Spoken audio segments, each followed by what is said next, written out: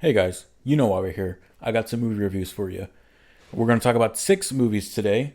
We're going to talk about Thunderbolts, Companion, Friendship, Bring Her Back, Ballerina, and Jurassic World Rebirth. Let's start off with Thunderbolts, directed by Jake Schreier. I have not seen a Jake Schreier product before. I know he worked on Beef, that really popular Netflix show that everyone loves. I want to check it out eventually. It seems pretty funny. But anyways, Thunderbolts tells a story about how out of place and misfit superhero and supervillains in the MCU have to join forces after figuring out that they were all set up to kill each other. And that's as much of like a basic plot summary that I can give. I will say that I greatly enjoyed this film. I absolutely loved it when I first watched it, and I really want to watch it again at some point, but it's probably too late because, it's almost 2 months that it's been in theaters, I think. And it hasn't been so hot at the box office. I don't think it'll break 400 million. Brave New World did, but I don't think this one will. So anyways, what did I like about this film? For one, I think it's something that the MCU needed. It was a film with heart and a lot of characters just connecting with each other. And that's not to say Brave New World didn't have a heart, but this film has like a really strong emotional core about belonging and self-worth. And that's not to say Brave New World didn't have concepts like that, but it feels more appropriate in the climate of it being so more personal with these characters and their specific issues. Yelena, played by Florence Pugh, she's the main character in this film, and she has the strongest, not the strongest arc, but she has the most going on because her sister Natasha, Black Widow, is dead, and that's like a big driving factor for this character to feel depressed all the time, and she just doesn't enjoy life anymore because her sister's gone. And I really enjoyed that aspect of this character in the film. All of these characters are misfits. The John Walker character, who was Captain America in the Falcon and the Winter Soldier show, but he's been since disgraced because of how he killed someone in that show. The way he did it, not him killing someone, but the way he did it was pretty tough for the world to see.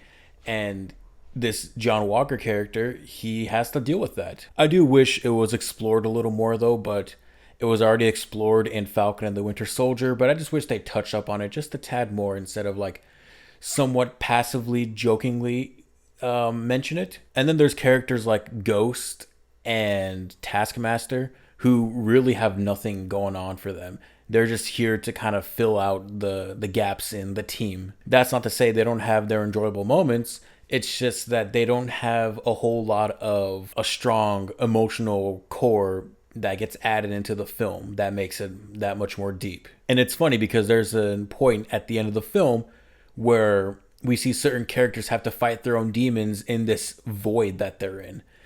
And we only see Yelena's, demons that she has to fight, that and Bob's demons. I'll get to Bob in a second. And we kind of passively go by Bucky. He goes, "Oh yeah, I've faced my demons before, ha ha ha." So I'm thinking like, why can't we see the other characters' demons? Why is it just Yelena? This is a big team ensemble. I think it would have been pretty strong, and it would have made people connect more with those characters outside of, oh, that's the character that can use this superpower, or that's the character that can do that. Still, I enjoyed all these characters. I think they had a lot of great chemistry with each other. I'll get to that in a bit. A lot of characters have a lot going on, and some of them don't have a whole lot going on. More specifically, Ghost and Taskmaster. Let's talk about Bob real quick, or Sentry, or The Void. He's all these different characters. So Bob gets introduced when all of the characters are trying to kill each other in this specific area that's meant to be destroyed, and Bob disappears out of one of the boxes that was supposed to be destroyed. He has no recollection of who he used to be, or it's catching up to him as the film goes on. And he figures out like he was in such a low point in his life that he decided to take up this specific position so that he can get money and feel, self-worth in his life. I really enjoyed this character. He is the biggest comic relief in this film outside of the Red Guardian character. And he goes through some pretty heavy stuff in this film. He's this big hero that gets built up, and then he becomes the Void, and he gets depressed and upset about everything going on in his life, that he just doesn't feel like he has any worth. And self-worth is like the biggest, aspect of the emotional aspect in this film. So as funny as Bob is, he does have a lot of shit going on with him, and it's pretty cool to see the arc that he goes through and how he resolves it, how he learns how to overcome this depressed feeling and not letting it consume you. All the characters do that, and all the characters help Bob come to that realization at the end of the film. That's what I really like about it. I don't care. I don't think people are gonna be upset about spoilers. I'm sure they read it or have seen it already. It's been out for almost 2 months. Let's talk about the Valentina character. She's, she owns this corporation, and she's the one who pits all of the heroes and villains against each other in the film. She's played by, I always forget her name, Julia Louis-Dreyfus, who plays Elaine on Seinfeld.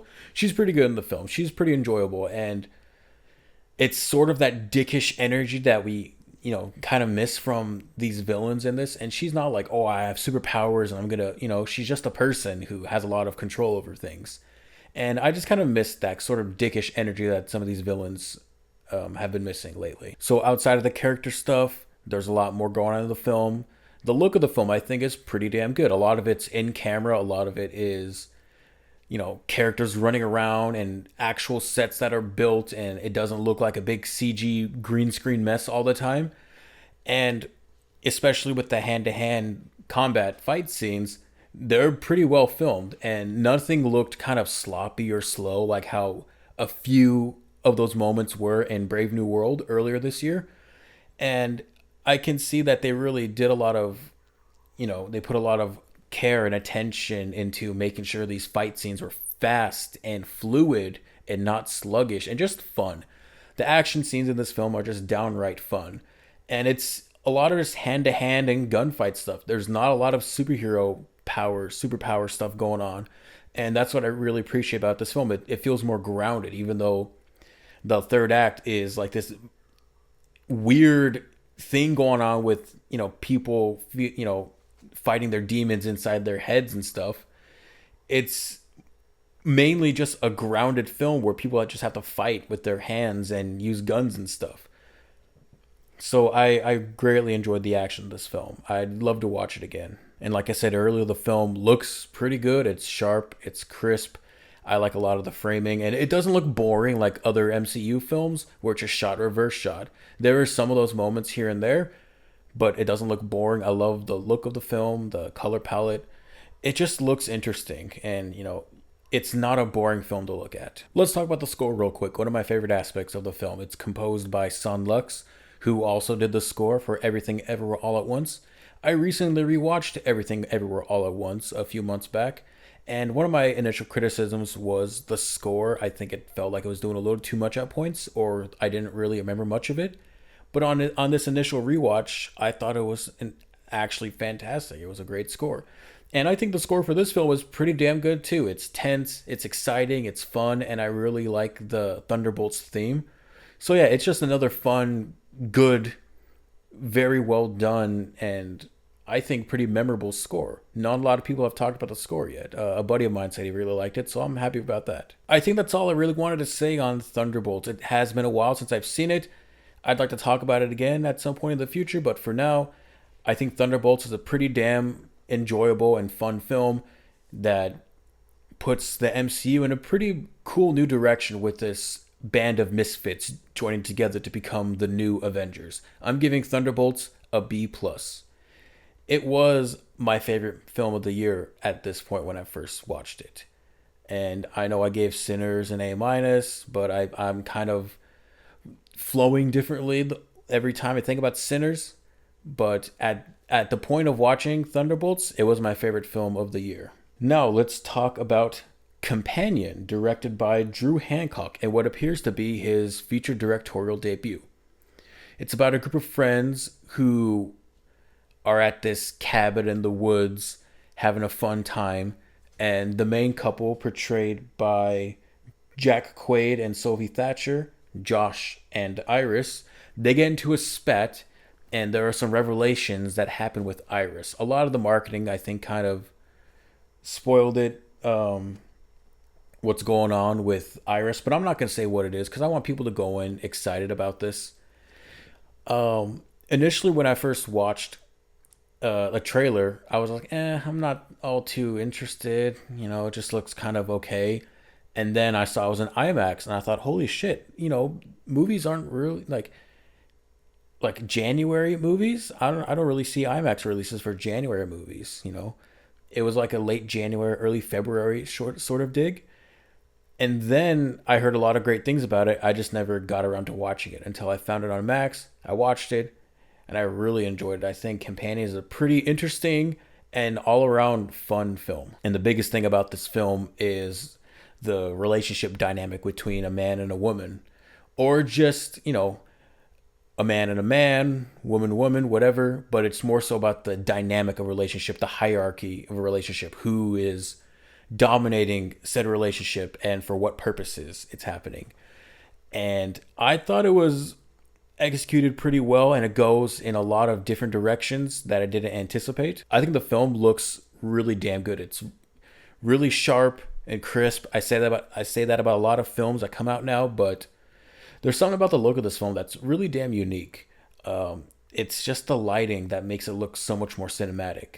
And there's a lot of great framing and editing choices in the film, and it just adds on to the look of the film also, because of the lighting. It just makes it look so damn good.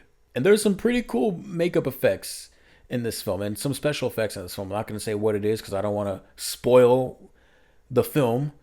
I don't remember much of the trailers if they really said it or not, but one of the posters for it just kind of gives it away, I think. I did my best to not really think about what the spoiler was when I first watched it, so it kind of caught me off guard a little.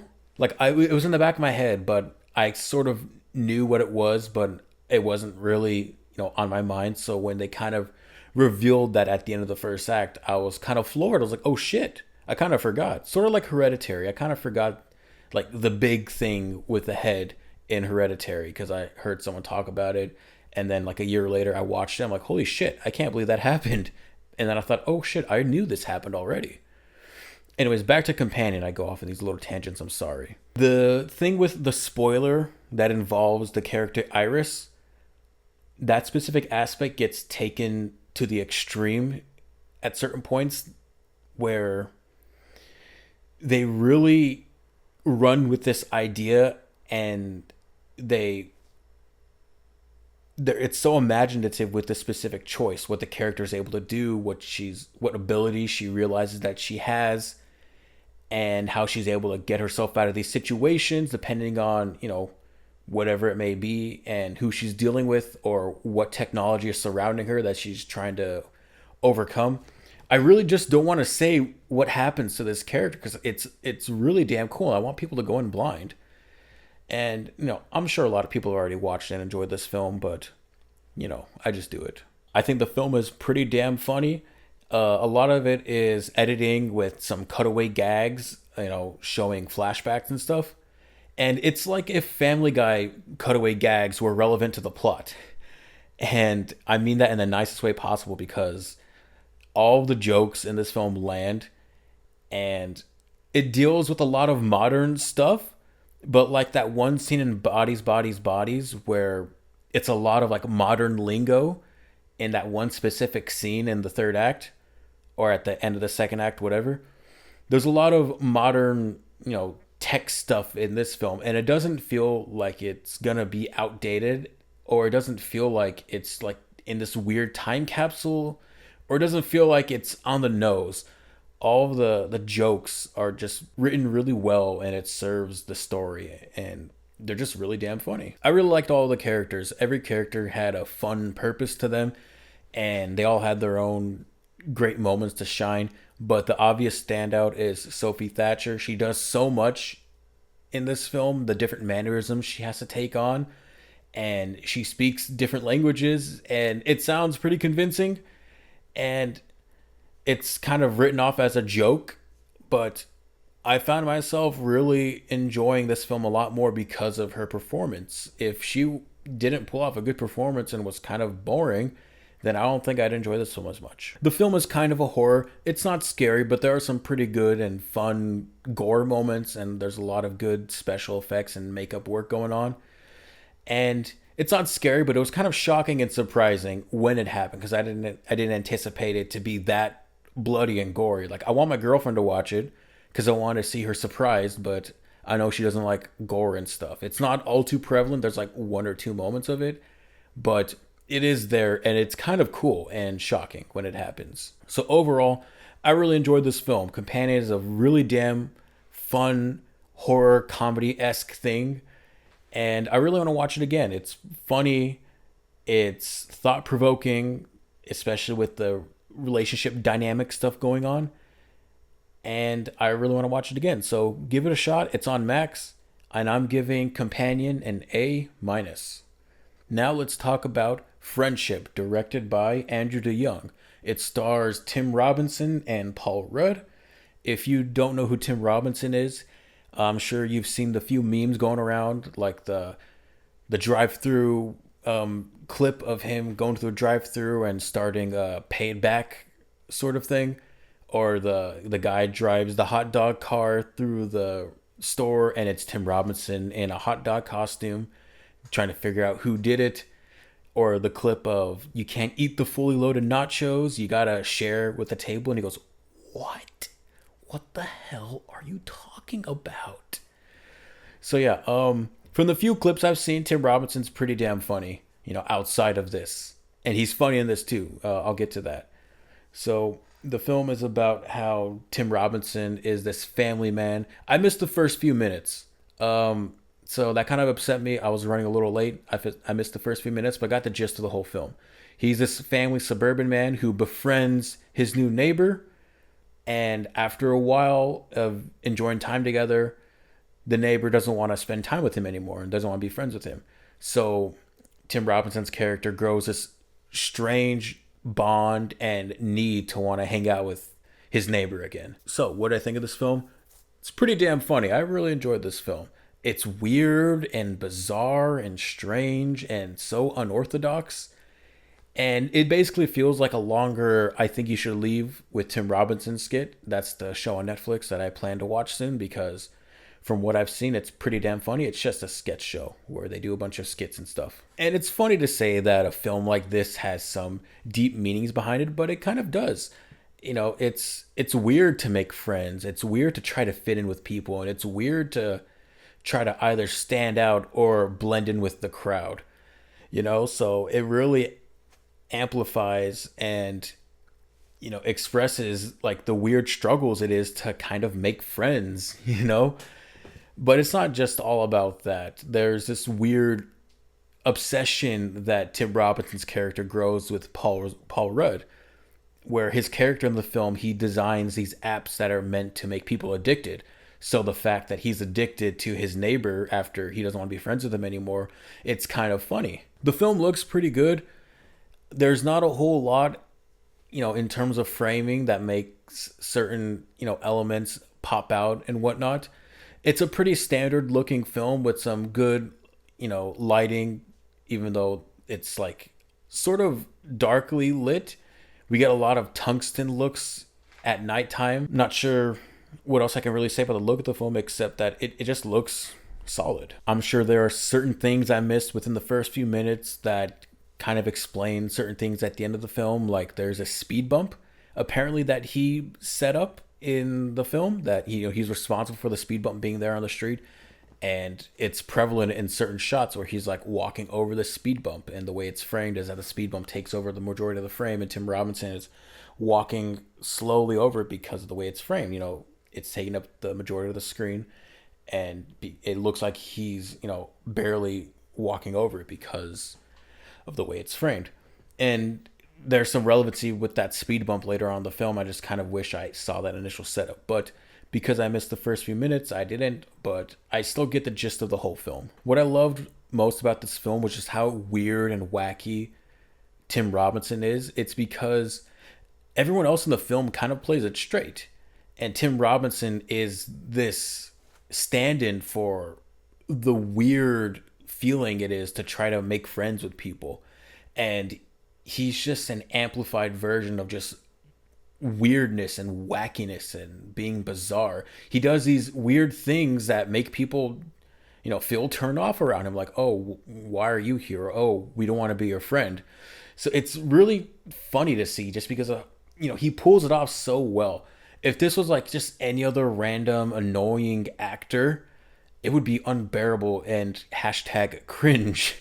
But Tim Robinson plays off the weird vibes so well that if it wasn't him, then the film I don't think would work at all. It would just be very awkward and not in the funny awkward way. It would just be like cringe awkward. I wish there was a little more finality to the film. I'm okay with the ending in the film. I just wish that there was just a little more to it, or just maybe like one more minute after, because the way it leaves off, I thought, oh, that's the end of the film. Okay, I get it, but like I kind of wanted a little more.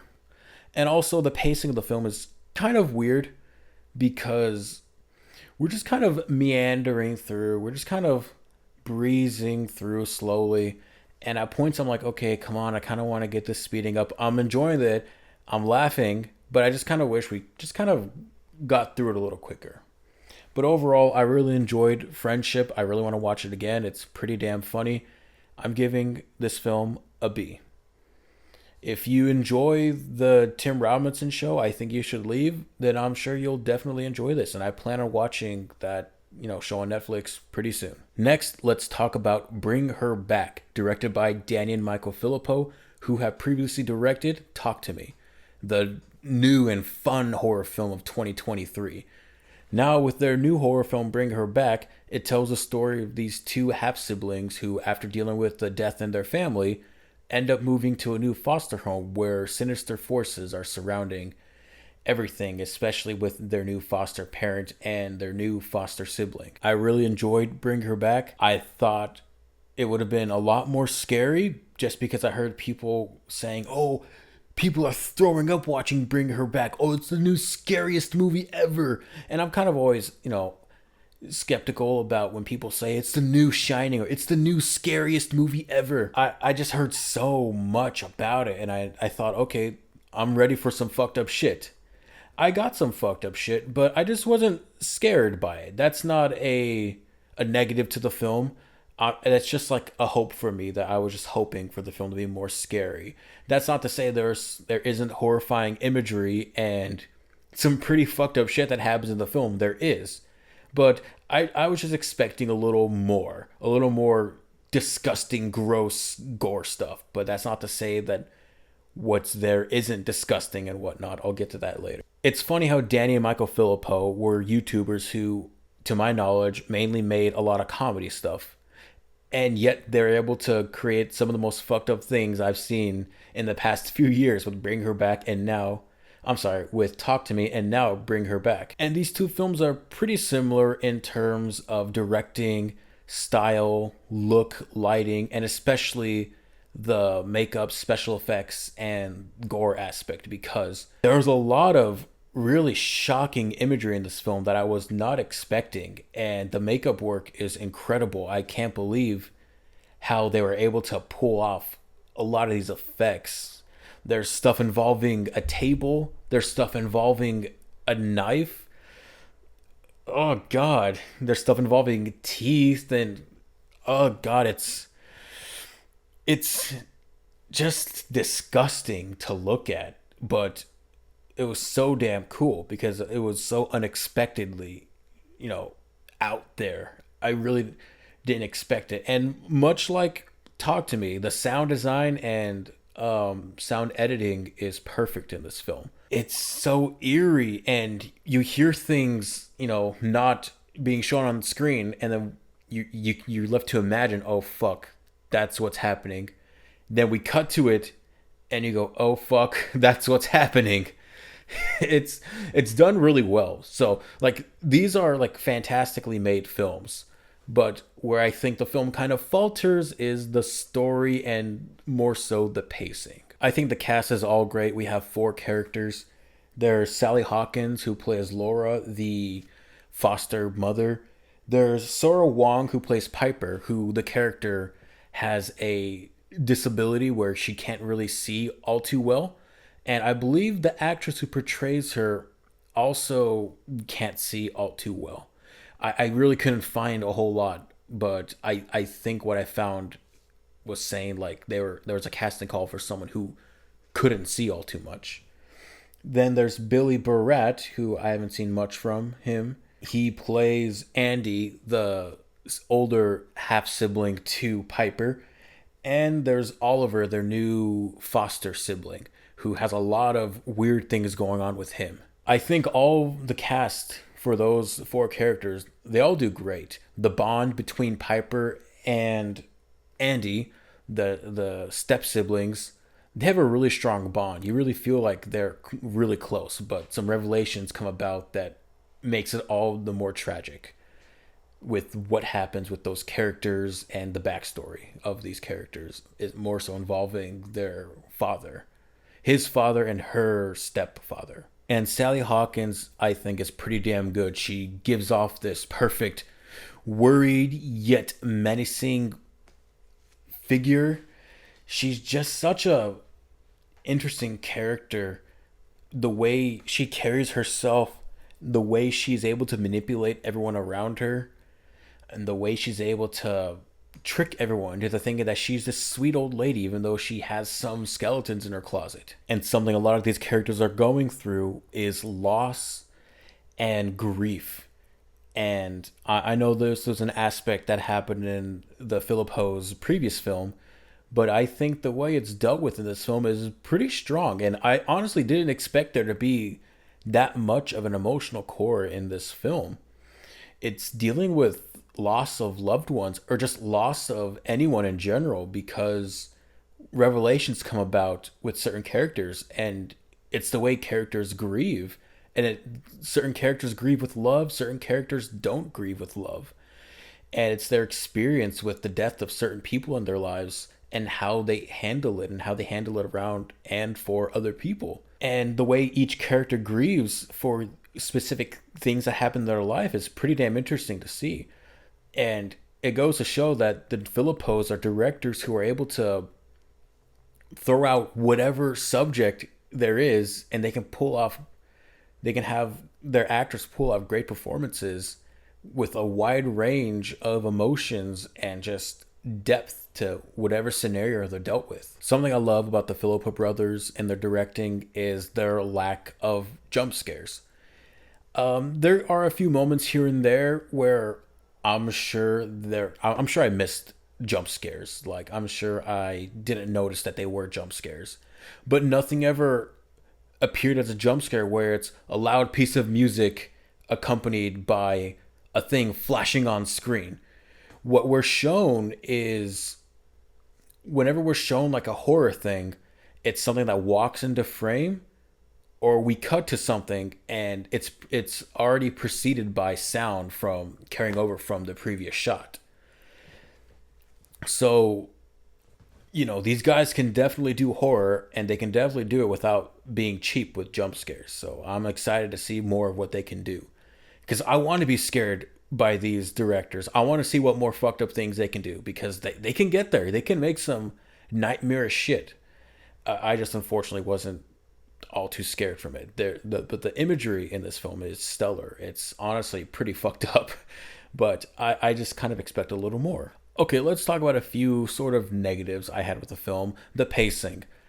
I think the film is paced pretty well up until maybe the halfway point, where it just feels like it kind of meanders about, and it's more so involving the Andy character. I'm sure there are so many moments throughout the film where you could have called 911 or the Child Protective Services in Australia. There's so many moments where these awful things are happening, and he's just, oh my god, I don't know what to do. And it's not like a deterrent of the character for being shocked and not knowing what to do, because of what he saw is just so disgusting. But there's a specific moment where he's not around the house for a bit. He lands himself in the hospital from something. And when he initially wakes up, he goes, oh fuck, I gotta get to my sister because I had a vision from my fucking dead dad about something. A long time passes, and he doesn't think to do anything. He doesn't think to say, hey, I saw something really fucked up at my house. Please go and check up on it. He's in a hospital. He can tell people and they have to go, So I'm sure like the movie could have ended a lot sooner if he just did something like that while he was in the hospital for a few days. And then the third act, it just kind of feels like it goes on for a little bit too long, especially like the final few minutes.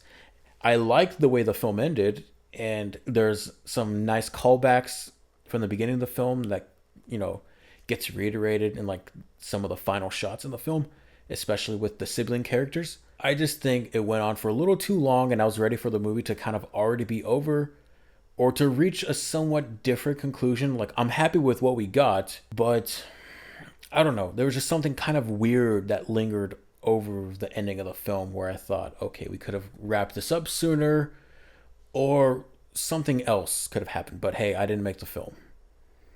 So, I can't say something else could have happened without kind of explaining what it was. So for now, at this point, it's just I kind of wish the film sort of kind of wrapped up a little sooner or just wrapped up a little quicker, because I did enjoy the ending. I felt like it was a little too, not dramatic, maybe melancholy. Yeah, maybe melancholy, where a certain character gets a specific arc, but I kind of wanted to see that character die. Just because of the actions said character did throughout the film. Overall, I did enjoy bringing her back. I think it's a very interesting and unique concept with a lot of great framing and editing. It looks crisp. The directing style is so damn interesting. There's a lot of great editing choices when it involves bodies of water and the pool being shown. And I just thought, holy shit, how do they do that? Like, I was actually very impressed with certain editing choices in the film with like scene transitions. And it's just another damn good film by the Philippa brothers. So at the end of the day, I'm giving Bring Her Back a B+. Okay, we've got 2 films left. Let's talk about Ballerina, directed by Len Wiseman, or Ballerina from the World of John Wick. I think that's the full title. The film tells a story about Eve, who is portrayed by Ana de Armas. She witnesses her father die when she's a kid, and she becomes a ballerina. She's part of this organization who are ballerinas, but they're basically assassins as well. And it's a revenge story. She's trying to figure out who killed her father. And I've posted on my story before that I think it is a worthy John Wick film. That being, it has the most basic whatever plot, but the action is so stellar and worth the price of admission. I'm sorry. All the John Wick films are kind of like that, where it has like the most whatever story, but it's serviceable enough to get you engaged. And then once it's action, it's non-stop fun, balls to the wall action. So let's talk about a few things here. Ana de Armas. I like her as an actress. I thought she was great in Knives Out. But in terms of like line delivery, there were some not so good moments here. I'm sorry. Like she's a kick-ass girl in this film. She's awesome. The action stuff that she has to do is incredible, and whether she's fist fighting, gun shooting, throwing grenades, or using a fucking flamethrower, she's kick-ass. But whenever she has to do line delivery, it's just so awkward and weird. And maybe it's because the script for those moments isn't all too great. And she's basically like Keanu Reeves in these films. He says lines like this, and it sounds cool. But like you think about it and you go, whoa, that's kind of not good. But he's perfect for that. And Keanu Reeves is just kick-ass, so he gets a pass. And I'm going to say Ana de Armas gets a pass for it too, because you know what? This is just John Wick, but a girl. And that's not to say it's a bad movie. It's a pretty kick-ass film. But oh boy, those line deliveries. And it's not just from her. It's from a few other characters. Now, you know what? I think it's mainly just her, because we got a few veterans returning in this film. And, they're just as enjoyable as they are. I just don't think that she was given the best to work with in terms of lines and just direction for these line deliveries. Like, whoa boy, some of them were just kind of weird to listen to. And what I said before about like the most basic whatever plot imaginable, it's a revenge story. She's trying to find the people who killed her father. And serviceable enough, but the pacing of the film is what kind of drags down for me because the beginning is really slow, and then she becomes a ballerina, she's doing her training, and then it's just that until she goes to her first mission, and then just balls to the wall action all after that. So the first act is pretty rough to get through. I was engaged and there was some cool action to, keep you engaged in it, but like the overall story, the core, it took a while to get to it. Well, we got it. It's she wants to get revenge. Even as a little girl, she wanted to get revenge. But it takes so long to even get to the point where she's able to get revenge. And like we kind of already know she's gonna be a badass. So seeing her train, it's cool, but like we know she's gonna, kick ass eventually down the line. And, I don't have an issue with the whole she's a girl and, the world's not fair for you because you're a girl and, there's rules out there. You're supposed to break the rules. I don't care about like that stuff. I don't think it's going to be a woke movie and a girl boss movie. It was cool. It's a John Wick movie, but with a girl. So it's kick ass. But yeah, the pacing, it's like probably the biggest like downside to the film because it is a pretty rough first act to get through. And then we're just kind of stuck with the most basic plot imaginable, a revenge plot. And then there's like a funny revelation that happens at the end of the film that I honestly thought was just fucking goofy.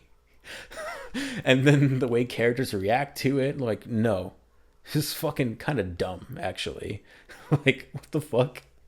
It's just goofy. But we come to these John Wick films for one thing, the action. And holy shit, the action is cool in this film. And the action in every John Wick film seems to just up the ante, and 4 is my favorite John Wick film. But the action in this film was just really damn cool. There's a lot more slow motion, mainly because of the use of the flamethrowers in this film. We got to see the flame slowly shoot out of the flamethrower and characters dodging it. And honestly, it's so fucking impressive because you know that it's actual flame being shot at someone and that stunt person is jumping out of the way, whether it be a stunt person or, the actual actors in the scene. So it's really damn cool. The stunt work in all the films is just great all around. But here I think it's taken to the next level because, just like the other films, they're being fucking thrown around and flung through buildings and windows and shit. But it just looks so much more brutal in here for some reason. There's a moment where Eve has to traverse her way around this gun store for the specific mercenary people, and she gets ambushed, and she doesn't have ammo because why would the gun stores give you ammo? But she ends up finding a box of grenades and a belt of grenades, and she's fucking flinging them around at people, and she's sticking them to people, and she's sticking them to them and pushing them behind metal doors. And she fucking RKOs someone with a grenade and uses the metal fucking table to block the explosion from hitting her. It's so fucking cool. I'm sorry. Like, the action in here is just stellar. That's what kept me engaged in the film outside of the extremely basic revenge for my dead father plot. That's all I really can kind of say about it. I'm kind of surprised and happy that they didn't lean into John Wick all too much, because I didn't expect him to be in the film. I stayed away from marketing and I try to stay away from like just reading about, who's in the film. I just wanted to go in as surprised as possible. And I'm going to be honest, I kind of thought it was going to be about the character trying to kill the Kane guy from John Wick 4. But that's my fault for not knowing otherwise until, a little while before the film came out. But I thought they would have leaned too much into John Wick being in the film, because I thought, oh fuck, is this going to be a prequel or is this going to be a sequel to John Wick 4? And haha, he's not actually dead. Fuck you guys. Haha, we tricked you. But it takes place at or during the events of John Wick 3, after and before John Wick 4. And I'm just happy they didn't lean all too much into John Wick, it being a John Wick story. It's Eve's story, basically. But John Wick's there to kind of help out. And I'm kind of happy they didn't do the whole, I'm Eve and I'm better than you and I'm going to beat John Wick at his own game. No, John Wick's the badass in these films. He's like the badass of the past decade. You can't outdo John Wick. And he's way more experienced than Eve is. So I'm kind of happy they didn't do the whole, I beat John Wick and I'm better than you because girl power stuff. because the internet would have just fucking exploded if that was the case. And yeah, John Wick's here and he does John Wick cool action shit. So yeah, I'm excited to see where this goes because there are going to be more Ballerina films, hopefully, especially with how it ended. I want a Ballerina too. So yeah, kick-ass entry to the John Wick franchise. It's a fucking perfect worthy successor. I'm giving Ballerina a B. It's on par with, John Wick 1 and 2. It's fun, enjoyable action with just a serviceable, basic ass plot. Now, let's talk about the final film that we'll be discussing in this video. The latest film that I saw, I went to Regal Mystery Movie Mondays. I was enticed because I saw it was a 2 hour and 20-minute runtime, and I thought, oh shit, what's it going to be? It could be F1, it could be Jurassic World Rebirth, it also could be Mithrigan. And if it was Mithrigan, I would have walked out because I am not going to watch Mithrigan 2 shit. Fuck that movie. Fuck Mithrigan. Anyways, I then thought, oh shit, it could be Fantastic Four, Superman, but they're going to have their own fucking special things for those, and I don't think they do them for superhero movies. And then it wasn't going to be F1 because they had an F1 event that night, an F1 movie event. So it was Jurassic World Rebirth, a film I was optimistic about because of the director, Gareth Edwards. But when the trailers dropped, I thought, oh shit, this is going to be a kind of dumb, goofy story, but fun dinosaur action because of Gareth Edwards. And that's kind of what it was. It's about a group of scientists and mercenaries getting together to go to a Jurassic Park or Jurassic World island where a bunch of mutant dinosaurs are that got shut down because the mutants were too dangerous. And so the mutant dinosaurs just live on this island. They have to go there because they want to get the blood from 3 specific gigantic ass dinosaurs to help create a sort of medicine that can help people with heart disease. They have to, go to the island, get stuck on the island. Then there's this family they end up meeting who gets stuck on the island. And it's just fun dinosaur action. I was honestly surprised by how fun this film was. I expected it to be fun because I love Gareth Edwards as a director. I think he's great, especially at invoking a grand scope and this larger than life scale that all of his movies have, whether it be Godzilla, Rogue One, and even his newest entry, The Creator, which I fucking love. So outside of the dinosaur action, my favorite aspect of the film is this family that we end up, seeing before all the characters get stuck on the island. It's this dad, his 2 daughters, one older, one younger, and the older daughter's boyfriend. And they have to learn to get along, especially the father and the boyfriend character. And I like seeing that dynamic grow, especially with the boyfriend character, because I thought, oh shit, someone's gonna die. Like, the boyfriend's gonna die because he's just a dick when they first introduce him. But no, he stuck around. He was a fun comic relief character, and he had some balls on him. He did some shit that, you wouldn't have expected otherwise. I expected him to die, like, right away. But I'm kind of happy he didn't because he was pretty damn funny in the film. He's probably, like, the best character of the film. And the rest of the family, they're pretty enjoyable. The older sister didn't have a whole lot to do, but she is a specific catalyst in the film that brings about, a specific thing that happens in the third act. So that was her purpose in the film. And the younger daughter character, I saw the trailers and I thought, okay, why do we keep having to have fucking little kid characters in these movies? Why? We know they're not going to die. They're not going to be in any danger because they're not going to die. What the fuck? But she was kind of cute. She kind of grew on me. She had a few funny lines here and there. And the scenarios that she gets caught up in are fucking terrifying. And I actually kind of thought she was going to die at a few moments here and there. It's like, holy shit. She gets herself in a few instances where she could fucking get eaten by these big ass dinosaurs. So that was kind of cool to see, a child in danger in a film where that they're not gonna, die, but it's the ever looming threat that they could die. The stakes get higher. And I was honestly kind of surprised that she was in those situations and that she acted kind of smart. She wasn't a dumb kid. She wasn't annoying. So yeah, I enjoyed her character in the film. She was pretty damn, fun. And the dad character, He's a typical dad character. Um, he's kind of the straight man, but he's serviceable, pretty enjoyable. And the family characters right there, they're enjoyable. And I kind of wish it was just them, honestly. But how would they get to the island? I don't know. So, anyways, let's move over to the mercenary scientist characters. Our main characters are Scarjo, who plays. The fuck's her character's name? Zora. And Jonathan Bailey, who plays Dr. Henry Loomis. So, Zora is a mercenary, and Dr. Henry Loomis is a paleontologist.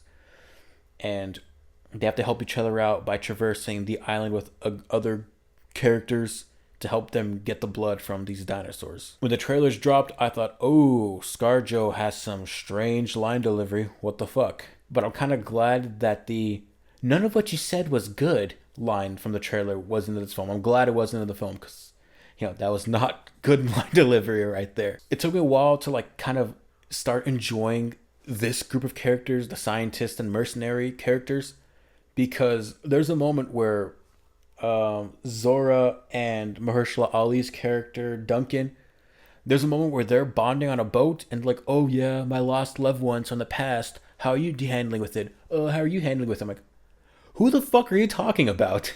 I don't know who you're talking about. You're just bringing up random ass people.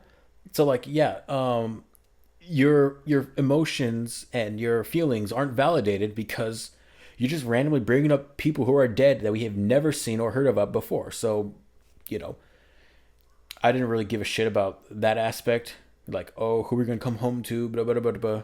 So I didn't really care about that aspect. But once the characters get on the island and have to do their mission, to get the blood of the other dinosaurs, then, I just kind of enjoyed them more because we don't have moments of them just kind of sitting around and talking. They're on the move and the plot's just constantly moving of them just, oh, we got to get here, then we got to get here, then we got to go home. What made me kind of enjoy these characters more is the moment where they had to, sit and bathe in the beauty of these dinosaurs living in, this island.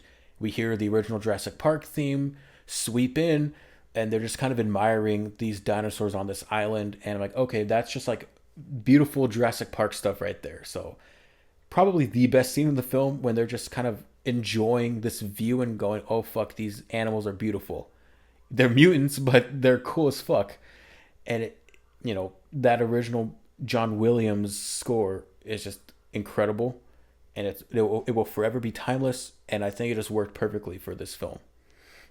And speaking of the score, I don't know who did the score for this film, but I think the score for Jurassic World Rebirth was pretty damn good. It's exciting, it's fun.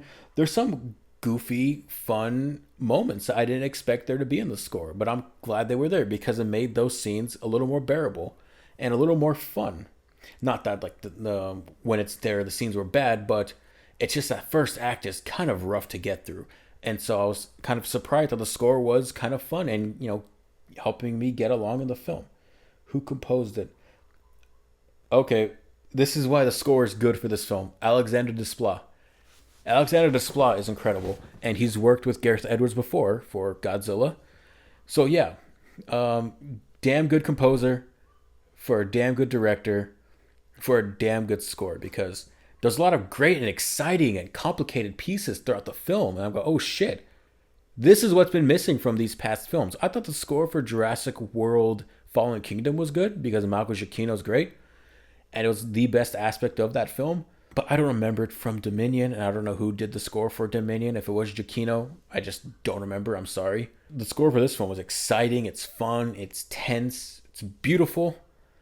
And it amplified the tense and more exciting moments where we see characters dangling off of mountains or running away from dinosaurs. It's just all the more fun. And that's all I asked for this film to be, fun. I didn't really expect a good story, and I think the story here is good enough. I kind of went in thinking it would be a bad story but fun dinosaur action, but I got fun dinosaur action with a kind of good story that raises some points about the healthcare system in the world because the lead scientist guy is like, oh yeah, we're gonna make medicine and sell to everyone in the world and make millions, ha ha ha. He's the typical evil guy in the Jurassic Park films. It brings about how fucked up healthcare is in this world. Outside of that, it's just really fun dinosaur action. And it's more fun because the dinosaurs are mutant dinosaurs. They have different arms, and the D-Rex is like this weird beluga whale T-Rex thing with another set of arms that can grab onto things like a Rancor from Star Wars. It's pretty cool. And we see like fun mutant bird dinosaurs, and we see like these other dinosaurs, like these long fucking tails that looks really cool. And the